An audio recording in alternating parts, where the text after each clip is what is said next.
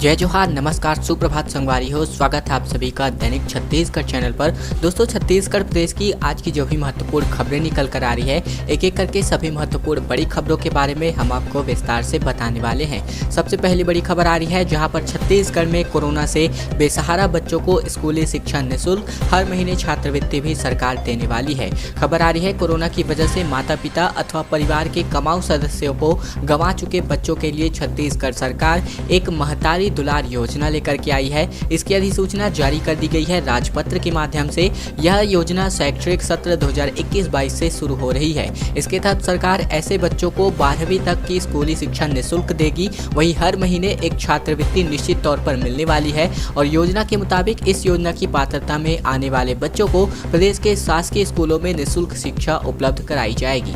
साथ ही साथ ऐसे बच्चों को राज्य सरकार स्वामी आत्मानंद अंग्रेजी माध्यम स्कूल में प्रवेश में प्राथमिकता देने वाली है।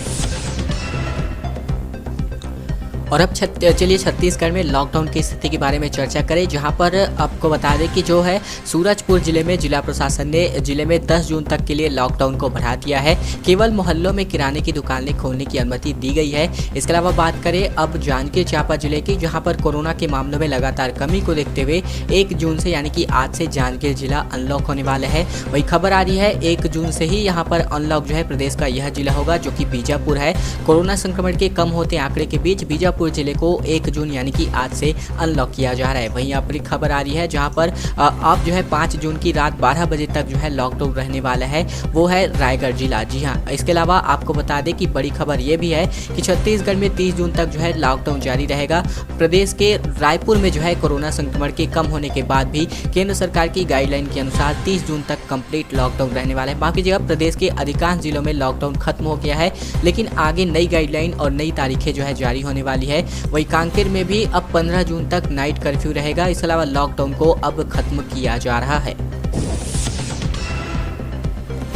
राज्य निर्वाचन आयोग की घोषणा का इंतजार किया जा रहा है। भिलाई, रिसाली निगम और जामुल पालिका में जो है चुनाव होने वाले हैं। तीनों निकायों की अंतिम प्रशासन सूची जो है यहाँ पर जारी हो चुकी है। छत्तीसगढ़ के दुर्ग जिले में 3 निकायों में इसी साल चुनाव होने हैं। भिलाई, रिसाली नगर निगम और जामुल पालिका परिषद में चुनाव की तारीखों की घोषणा का इंतजार शुरू हो गया है। जिले में कोरोना संक्रमण की रफ्तार धीमी पड़ी है, जिसके बाद से स्थानीय निकायों के चुनाव की सरगर्मियां तेज हो गई है। लेकिन राज्य निर्वाचन आयोग की ओर से संक्रमण के कम होने का इंतजार किया जा रहा है। तीनों निकायों में दावा आपत्ति के बाद 13 मार्च को रिसाली और जामुल में 26 मार्च को भिलाई निगम की अंतिम सूची का प्रकाशन किया जा चुका है। आगे की प्रक्रिया कोरोना की वजह से अटकी हुई है।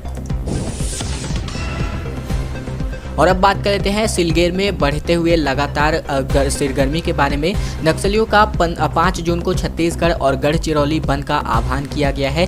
बोले 9 ग्रामीण लापता किए, बस्तर संभाग से पुलिस कैंप हटाएं और सर्व आदिवासी समाज ने भी इस पर सवाल उठाए हैं। कहा इनका नामजद जो है FIR दर्ज हो। छत्तीसगढ़ में सुकमा के सिलगेर में हुई मुठभेड़ का विरोध तेज हो गया है, लगातार तेज होता भी जा रहा है। ऐसे में नक्सलियों ने विरोध 5 जून को छत्तीसगढ़ और महाराष्ट्र के गढ़चिरौली में बंद का आह्वान किया है।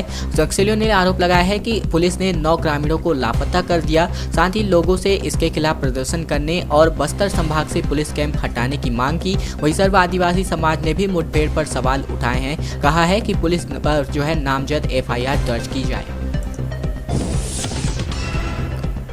भारतीय अर्थव्यवस्था को 40 साल में सबसे तगड़ा झटका लगा है, लेकिन छत्तीसगढ़ कोरोना के दुष्प्रभाव से अछूता रहा है। खबर आ रही है कोरोना महामारी ने भारतीय अर्थव्यवस्था को पूरी तरह से प्रभावित किया है। वित्तीय वर्ष 2021 में भारत की विकास दर -7.3% रही, जो पिछले 4 दशक से अधिक समय में यह सबसे खराब प्रदर्शन है। वहीं दूसरी ओर छत्तीसगढ़ की अर्थव्यवस्था की बात करें तो कोरोना से जुड़ी तमाम अड़चनों के बावजूद छत्तीसगढ़ सतत विकास की ओर अग्रसर है। ऐसे में बता दें कि राष्ट्रीय सांख्यिकी कार्यालय द्वारा जारी किए गए आंकड़ों के अनुसार 19-20 में यानी कि 2019-20 में जनवरी मार्च तिमाही के दौरान GDP यानी कि सकल घरेलू उत्पाद में 3% की वृद्धि हुई थी। वहीं 2020-21 के दौरान भारतीय अर्थव्यवस्था के आकार में 7.3% संकुचन हुआ है, यानी कि माइनस में कहा है। वह आपको बता दें कि राजीव गांधी किसान न्याय योजना ने यहाँ पर छत्तीसगढ़ की अर्थव्यवस्था पर जान फूंक दी है। ये एक रिपोर्ट में खुलासा किया गया है।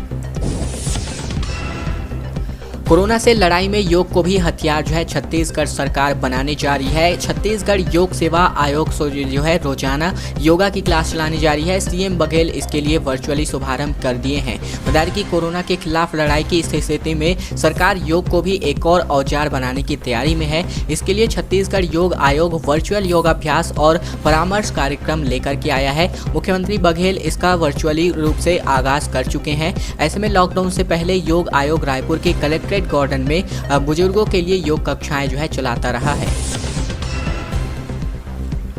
सरकार यहां पर दारू नहीं बंद कर पाई तो यहां पर जो है छत्तीसगढ़ की आदिवासी महिलाओं ने भरी समाज में सभा में फरमान सुनाया और दारू को बंद करवा दिया। शराब बेचते पकड़े गए तो 20,000 रुपए के जुर्माने का प्रावधान भी इन्होंने लगाया हुआ है। दरअसल कोरोना संक्रमण के केसेस तो कम हुए हैं तो छत्तीसगढ़ सरकार ने शराब बेचने की छूट दे रखी है। देसी शराब की दुकानें खुल गई हैं। ऐसे में आदिवासी महिलाओं ने शराब के खिलाफ अभियान जो है छेड़ दिया है। बता दें कि जिले में महिलाओं ने ग्रामीणों की बैठक लेकर के बाकायदा फरमान भी सुना दिया है कि अगर शराब बेचते पकड़े गए तो 20,000 रुपए स्पॉट फाइन वसूला जाएगा, यानी कि जुर्माना वसूला जाएगा। वहीं महिलाओं ने इसे घर जोड़ो, बोतल तोड़ो और नशा छोड़ो नाम दे रखा है। साथ ही साथ हमारी जो टीम है दैनिक छत्तीसगढ़ की, वो इनके हौसलों की तारीफ करती है। जो काम छत्तीसगढ़ सरकार मिलकर के नहीं कर पा रही है, पूरे सरकार मिलकर के नहीं कर पा रही है, वो इन महिलाओं ने अकेले अपने संगठन के बलबूते पर कर रखा है। खैर दोस्तों, बढ़ते हैं अगली बड़ी खबर की ओर, लेकिन उससे पहले हमारी एक छोटी सी प्रार्थना आप सभी से। वीडियो अगर आपको पसंद आ रहा होगा तो इस वीडियो के नीचे लाइक बटन है, जिसे दबा करके आपको इस वीडियो को लाइक कर लेना है। वही चैनल को सब्सक्राइब कर लेना है इस लाल कलर के बटन को दबा करके। साथ ही साथ घंटी को दबा करके आपको ऑल नोटिफिकेशन को भी इनेबल कर लेना है, ताकि प्रतिदिन की जो भी महत्वपूर्ण खबरें हैं, छत्तीसगढ़ समाचार है, वो बिना किसी रुकावट के इसी प्रकार से आप तक पहुँचती रहेंगी। मोदी सरकार के 7 साल पूरे होने पर सेवा ही संगठन अभियान चलाया रहा है, जिसके अंतर्गत छत्तीसगढ़ के बीजेपी नेताओं ने गांव-गांव पहुंच करके जरूरतमंदों को राशन सामग्री बांटी है। बता दें कि प्रधानमंत्री मोदी के कार्यकाल के 7 साल पूरे हो गए हैं। इसके उपलक्ष्य में पूरे प्रदेश में सेवा ही संगठन अभियान के तहत कई कार्यक्रमों का आयोजन किया गया। इस दौरान सभी वार्डों में जरूरतमंदों को मास्क, सैनिटाइजर, सूखा राशन, छाता और गमछा वितरित किया गया। जिस परिवार में कोरोना ने कमाऊ सदस्य छीन लिया है, ऐसे में जिन बच्चों के माता पिता कोरोना से दिवंगत हो गए हैं, उनकी जानकारियां एकत्र की जा रही है ताकि उनकी मदद की जा सके। वहीं प्रदेश अध्यक्ष विष्णुदेव साय जसपुर, साथ ही साथ भाजपा राष्ट्रीय उपाध्यक्ष व पूर्व मुख्यमंत्री डॉक्टर रमन सिंह राजनांदगांव, इसके अलावा नेता प्रतिपक्ष रामलाल कौशिक बिल्हा में शामिल हुए और महामंत्री नारायण चंदेल जांजगीर, भूपेंद्र सवन्नी बिल्हा, इस प्रकार से पूरे जो बड़े बड़े मंत्री है, साथ ही साथ जो बड़े बड़े नेता है, वो अपने अलग अलग जिलों में ये जो कार्यक्रम है इसको अग्रसर करते हुए नजर आए हैं।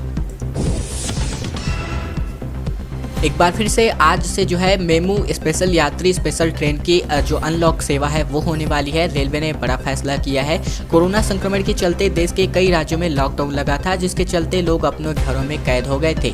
लोगों के घरों में कैद हो जाने के चलते ये ट्रेनों में यात्रियों की संख्या में कमी देखी जा रही थी, जिसके बाद से रेलवे ने कई ट्रेनों का परिचालन बंद कर दिया था। लेकिन हालात सुधरने और अनलॉक होने के बाद अब रेलवे ने ट्रेनों का परिचालन फिर से शुरू करने का फैसला किया है। मिली जानकारी के अनुसार रेलवे एक बार फिर से आज से लोकल ट्रेनों का परिचालन शुरू करने का फैसला किया है।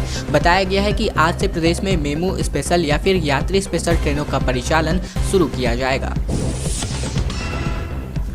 छत्तीसगढ़ में वैक्सीनेशन पर एक बार फिर से संकट मंडरा रहा है। 18 जिलों में 18+ वैक्सीनेशन टीकाकरण हफ्तों से ठप है। 10 जिलों के पास तो केवल कुछ ही हजार डोज बाकी है। छत्तीसगढ़ में 18 से लेकर के 44 वर्ष आयु वर्ग के का जो टीकाकरण है वो ठप पड़ चुका है। प्रदेश में 18 जिले ऐसे हैं जहां पर 2 से 10 दिन पहले ही टीकाकरण बंद किया जा चुका है। जिन 10 जिलों में कुछ सीमित केंद्रों पर ही टीकाकरण किया जा रहा है, उनके पास भी महज कुछ ही हजार डोज बाकी है। ऐसे में प्रदेश में 18+ वैक्सीनेशन के लिए अभियान 1 मई से शुरू किया गया था। उस दिन सरकार को कोवैक्सीन की लगभग 1.5 लाख डोज मिली थी। इसके बाद में कोविशील्ड वैक्सीन की कई खेप आई। इस वर्ग में टीकाकरण के लिए करीब 7,96,000 डोज आए हुए थे।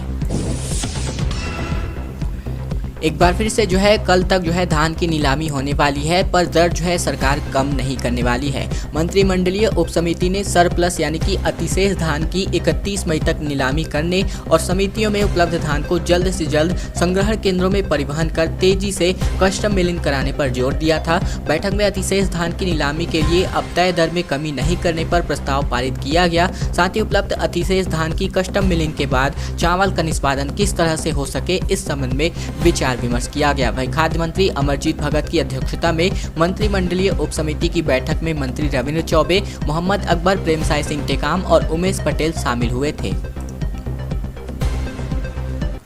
एलिफेंट रिजर्व में कोल माइंस को सरकार की मंजूरी मिल चुकी है। लेमरू हाथी रिजर्व के घने जंगल जो है राजस्थान विद्युत उत्पादन निगम को दे दिए गए हैं। यहाँ कोयला खदानों का संचालन जो है अडानी ग्रुप करने वाला है। उत्तर छत्तीसगढ़ स्थित हसदेव अरण्य क्षेत्र के जिन गांवों में राज्य सरकार पिछले साल अक्टूबर में लेमरू हाथी रिजर्व बनाने के लिए सहमति ले रही थी, अब वहीं पर एक खदान और कोल वॉशरी खोलने की अनुमति दे दी गई है। राजस्थान राज्य विद्युत उत्पादन निगम लिमिटेड को इसको अलॉट कर दिया गया है। इस खदान के संचालन का अधिकार अडानी ग्रुप के पास है। ऐसे में कंपनी ने इस परियोजना पर काम भी शुरू कर दिया है। वह स्थानीय लोगों का कहना है कि उनके वोट से प्रदेश में सरकार का चेहरा तो बदल गया, लेकिन अब सरकार भी वैसी की वैसी ही है। ऐसे में आपको बता दें कि अब जो लेमरू एलिफेंट रिजर्व है इसको जो है अब क्या होगा ये सरकार ही जाने। कांग्रेस में गुटबाजी पर एक बार फिर से टीएस सिंहदेव का बड़ा बयान सामने आ रहा है। हर घर में लड़ाई होती है, भाई भाई के बीच खटर पटर होती है, बस इतनी सी बात है, ये सब वर्ड इन्होंने कहे हुए हैं। खबर आ रही है छत्तीसगढ़ के स्वास्थ्य मंत्री ने सरगुजा कांग्रेस में चल रही गुटबाजी के मुद्दे पर कहा कि हर घर में लड़ाई होती है, भाई भाई के बीच खटर पटर होती है, बस इतनी सी बात है, कोई गुटबाजी नहीं है। रविवार को सरगुजा दौरे पर मीडिया से बातचीत में उन्होंने ये बात कही। दरअसल पिछले कुछ दिनों से अंबिकापुर जिला कांग्रेस में दो खेमे के नेता आपस में सियासी संघर्ष करते नजर आए। इसी के सवाल पर जवाब देते हुए मंत्री टीएस सिंहदेव ने यह बात कही हुई है। इस वजह से ऊपरी गुटबाजी जो है सामने आ रही है। ऐसे में भगत वर्सेस सिंहदेव का ये जो मामला है सामने आया है। सिलगेर गोलीकांड के बाद बेरंग जो है भाजपा का जांच दल लौट गया। कटे हुए पेड़ों से रास्ता अवरोध किया गया था। बता दें कि बीजापुर जिले के सिलगेर गोलीकांड मामले में भाजपा का जो जांच दल है भेजा गया था वो आधे रास्ते से ही वापस लौट गया। भाजपा का जांच दल मामले की जांच के लिए सिलगेर के लिए रवाना हुआ था। ऐसे में जांच दल को रास्ता जो है बंद मिला, जिसके बाद से वे बेरंग लौट गए, जहां पर प्रशासन ने जांच दल को बांसागुड़ा की आगे जाने से पहले ही रोक दिया, लेकिन उसके बाद से ही भाजपा दल आगे बढ़ा। इसके बाद जांच दल को कटे हुए पेड़ों से जंगली रास्ते को अवरोध कर दिया गया था। वहीं रास्ता बंद मिलने पर जांच दल वापस लौट आया। खैर दोस्तों, आज की खबरों का सिलसिला ही तक था। वीडियो अगर आपको पसंद आया होगा तो इस वीडियो के नीचे लाइक बटन है, जिसे दबा करके आपको इस वीडियो को लाइक कर देना है। लाल कलर के सब्सक्राइब बटन को भी दबा करके आपको इस चैनल को सब्सक्राइब कर लेना है, ताकि प्रतिदिन की महत्वपूर्ण खबरें जो है लगातार इसी प्रकार से आप तक सीधे पहुंचती रहे।